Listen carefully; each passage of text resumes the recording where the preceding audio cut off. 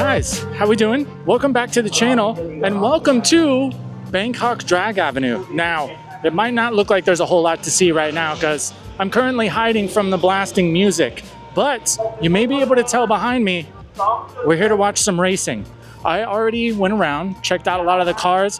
What I'm noticing is this event is much different than how we tend to do things in America, which I like so far. It seems like they're just getting rolling. Pretty sure they're doing qualifying right now. There are a bunch of different classes tonight, a ton of different types of cars gonna be putting down their best time. So first things first though, let's go check out the pits. Let's go look at some rides. I think I already have a pretty good idea of who's gonna be fast and then who's gonna be real fast.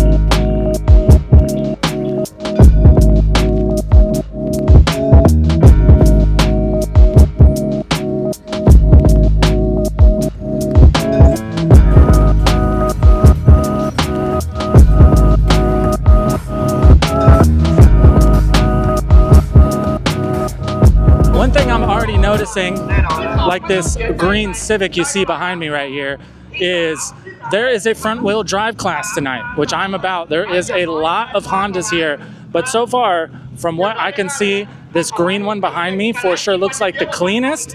It looks like the biggest turbo with the old eyeball test. I don't know if he's going to be running with all the other Civics. I believe there's an unlimited class as well. It could very well be in there. Sorry about the noise with the announcer. Welcome to Thailand. That will not stop.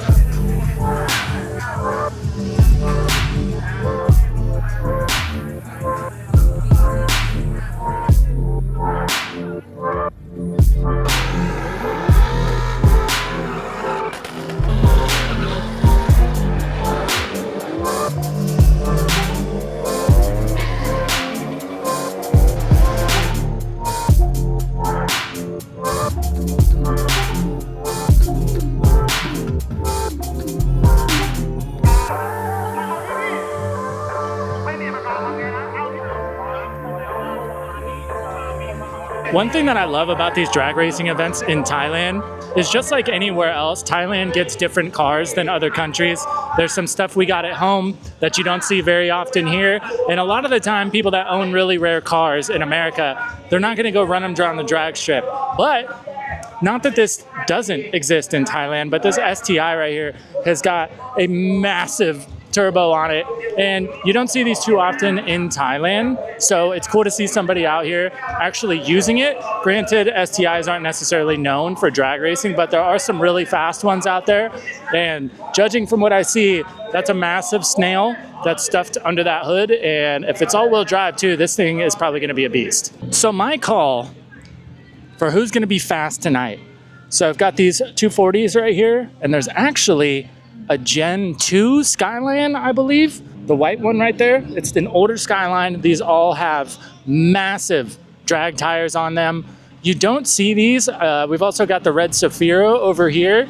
240s, of course, if you're a car guy, you know most people are drifting these, but they also make really good drag platforms as well. So I know a couple in America, world record setters, great cars, super good for drag racing as well. It's just kind of an all-around beast. But judging from the tires and the cages on these guys right here, I would imagine they are probably running in the open class, and these things probably rip. Now, if you guys have watched enough of these videos, you'll probably know I'm a Honda guy.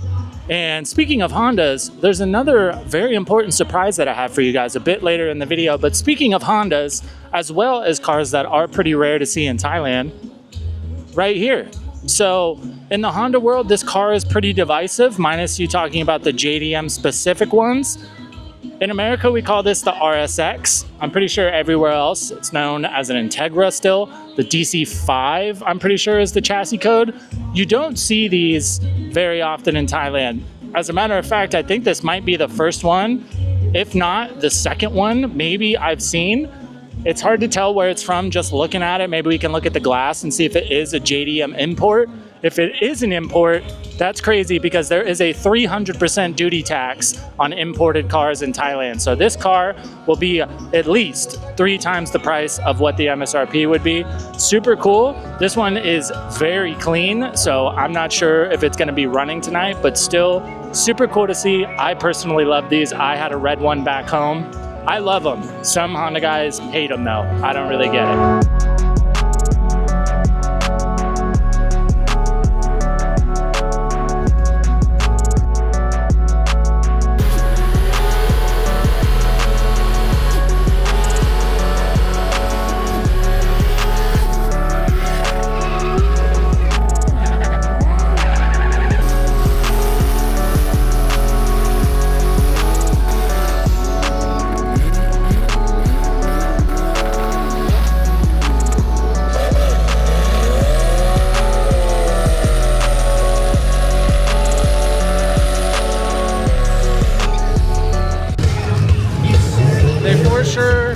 Get the burnouts in here. Another thing I'm noticing that I think is great, but would never fly in America, it'd be the for sure way to get yourself kicked out of the event as fast as possible, is you saw we were walking through the pits earlier.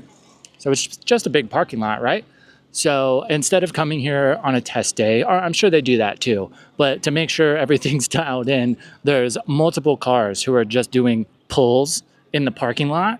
And like, granted, the cars are really loud. You should probably know if they're coming your direction. But man, if you went to some sanctioned event in America and tried to do a practice rip in the parking lot, you would get kicked out and probably be banned from every future event.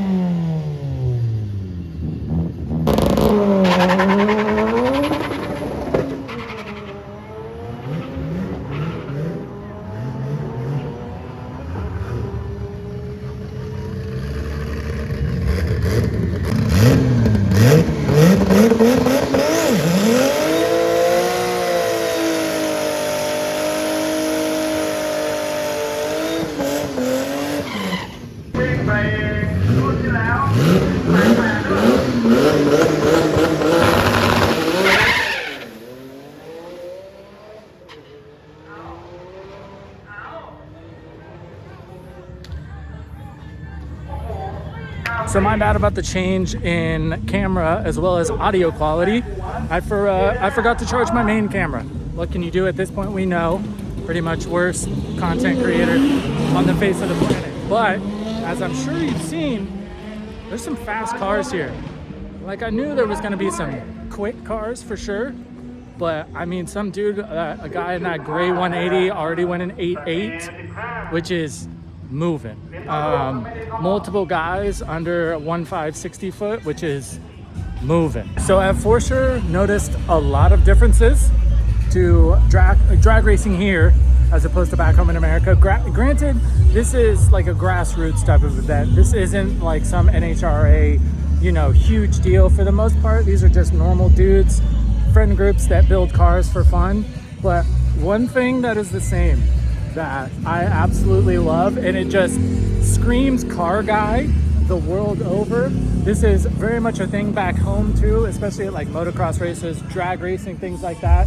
This is a big space, and a lot of these guys got to run all over the place. And if you're walking all day, especially in the heat here, it gets old. So a lot of these guys, what you do is you get like a motorbike or a scooter or something to cruise around in the pits, and it never fails. Pretty much the dudes that have the craziest, nicest builds, the best trucks, you know, the best equipment for actual racing, always have the cheapest, oldest little motorbikes that are just barely hanging on. Meanwhile, it's parked right next to a completely billet block built, you know, R35, $150,000 car, but their motorbike might be worth $200. I love it.